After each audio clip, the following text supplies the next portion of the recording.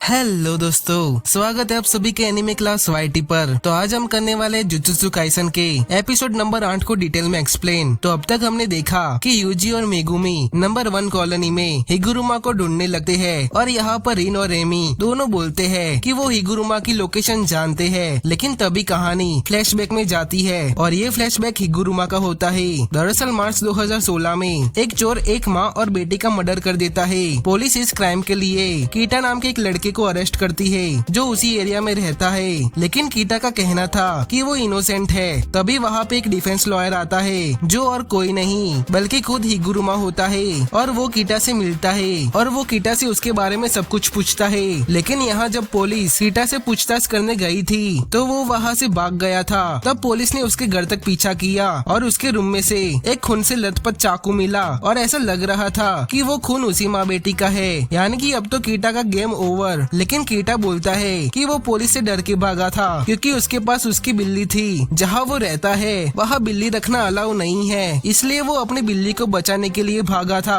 और चाकू उसे सड़क पर पड़ा मिला था। हिगुरुमा अपने ऑफिस में आता है। उसकी असिस्टेंट शिमिजू बोलती है कि ये कहानी झूठी लग रही है। रास्ते पर पड़ा चाकू आखिर कौन उठाएगा और पुलिस से डर के क्यों भागेगा। और दोस्तों इसकी बात भी सही है, आखिर रास्ते पर पड़ा चाकू कौन ही उठाता है। तो हिगुरुमा बोलता है कि पुलिस पहले भी उसे परेशान कर चुकी है। वो चाकू पुलिस स्टेशन में जमा करवाने जा रहा था क्योंकि उसके मोहल्ले में पुलिस को कॉल करना अलाउ नहीं है, वरना आसपास के अमीर लोगों को प्रॉब्लम होती है। कीटा एनपीओ शेल्टर में काम करता है, यानी कि नॉन प्रॉफिट ऑर्गेनाइजेशन, जहाँ वो बुढ़े लोगों की देखभाल करता है। उसे सैलरी नहीं मिलती, सिर्फ पॉकेट मनी ही मिलती है और एक टाइम का खाना। फिर भी उसे महीने का 50,000 येन रेंट देना पड़ता है, यानी कि इंडियन करेंसी में करीब 30,000 रूपए बराबर। उसके मोहल्ले में कई लोग पहले ही क्राइम कर चुके हैं, तो हो सकता है उनमें से ही कोई चोर हो। हिगुरुमा उन सब की इन्फॉर्मेशन निकालने लगता है क्योंकि उसे यकीन है कि कीटा इनोसेंट है। शिमिजू बोलती है हम गवर्नमेंट लॉयर है, पैसे कम मिलते हैं, काम ज्यादा करना पड़ता है, सबको पता है कीटा को सजा मिलेगी, फिर भी तुम ये केस क्यों लड़ रहे हो।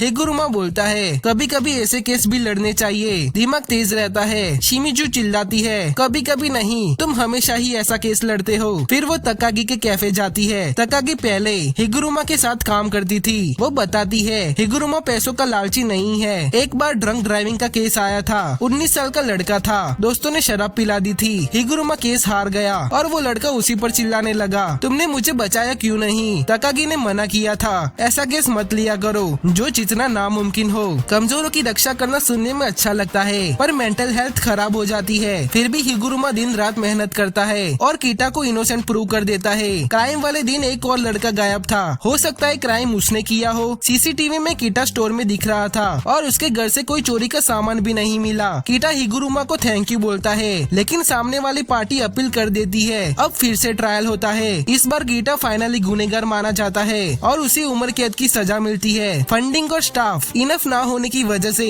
हिगुरुमा इस केस को हार जाता है क्योंकि वो नए सबूत पेश नहीं कर पाता। सुप्रीम कोर्ट ऐसे छोटे मोटे केस नहीं सुनती, सिस्टम पहले से ही उसे गिल्टी मान चुका था। कीटा हिगुरुमा की तरफ देखता है, आंखों में गुस्सा और दुख। हिगुरुमा सोचता है ये मुझे ऐसे क्यों देख रहा है। उसने कहा था मैं कोई हीरो नहीं हूँ, बस गलत चीज देख नहीं सकता। लॉ सबके लिए बराबर है पर लोग सच देखना नहीं चाहते। पर इंसाफ के लिए वो अकेला भी खड़ा रहेगा। जज कहता है 15 दिन में अपील कर सकते हो। तभी हिगुरुमा खड़ा होता है। उसके बाद वो जज का डुप्लीकेट हथौड़ा टेबल पर मारता है। तभी उसके ऊपर एक बड़ा शिकिगामी आ जाता है। वो बोलता है ट्रायल फिर से शुरू होगा। इस वक्त उसकी पावर अवेकन हुई थी और पता चलता है वो भी कलिंग गेम का एक प्लेयर बन चुका है। कहानी वापस प्रेजेंट में आती है जहाँ पर हमें रैगी दिखाया जाता है जो कलिंग गेम का एक प्लेयर है और वो किसी का इंतजार कर रहा था। अब दूसरी तरफ हमें रिन और यूजी दिखाए जाते हैं। अब रिन यूजी को थिएटर ले जा रहा था और कहता है कि हिगुरुमा अंदर है। यूजी उस पे भरोसा करके अंदर चला जाता है। अब यूजी जैसे ही अंदर जाता है तब उसके एक आदमी बाथटब में लेटा हुआ दिखता है और वो और कोई नहीं दी ग्रेटेस्ट हिगुरुमा ही होता है।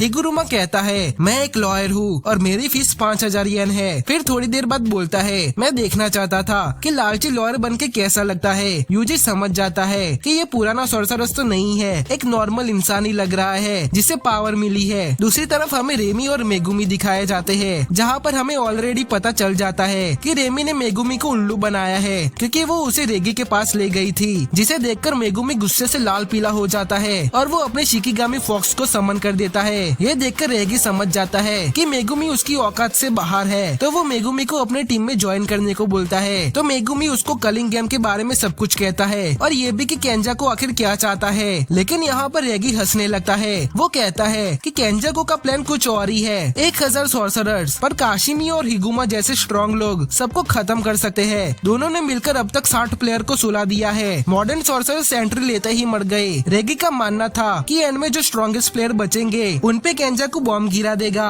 और सबको एक साथ खत्म कर देगा। वैसे दोस्तों देखा जाए तो इस बंदर की बात में लॉजिक तो है। अब दूसरी तरफ हमारा यूजी बेचारा हिगुरुमा से डायरेक्ट ही 100 पॉइंट्स मांग लेता है, पर यहाँ पे वो मना कर देता है। वो देखना चाहता था कि कलिंग गेम का लॉ आखिर काम कैसे करता है, कि रूल तोड़ने पर आखिर क्या सजा मिलती है, सुनवाई होती है या सीधा फैसला। वो चाहता था कि कलिंग गेम जल्दी से खत्म ना हो। यूजी धमकी देता है, मुझे अपने 100 पॉइंट्स यूज करने दो। हिगुरुमा पूछता है, क्या तुमने कभी किसी ऐसे को मारा है जिसने तुम्हें गुस्सा दिलाया हो? उसके बाद वो अपने डुप्लीकेट जज का हथौड़ा निकालता है। तभी यूजी देखता है कि उसके पीछे एक शिकिगामी होता है। लेकिन यहाँ पर हिगुरुमा के पास टोटल 100 पॉइंट थे, यानी कि उसने 20 सॉर्सरर्स को हरा चुका है। तो इसका मतलब है कि इस फाइट में यूजी की धुलाई होने वाली है। उसके बाद वो बोलता है, डूमिंग नेक्स्ट पेन, डेडली सेंटेंसिंग, आखिरी सुनवाई। और ये एपिसोड यहाँ पर खत्म हो जाता है। अब अगले एपिसोड में यूजी और हिगुरुमा की गजब वाली फाइट होगी। तो दोस्तों अगर वीडियो पसंद आए तो लाइक कर देना और साथ ही चैनल पर नए हो तो सब्सक्राइब भी कर देना।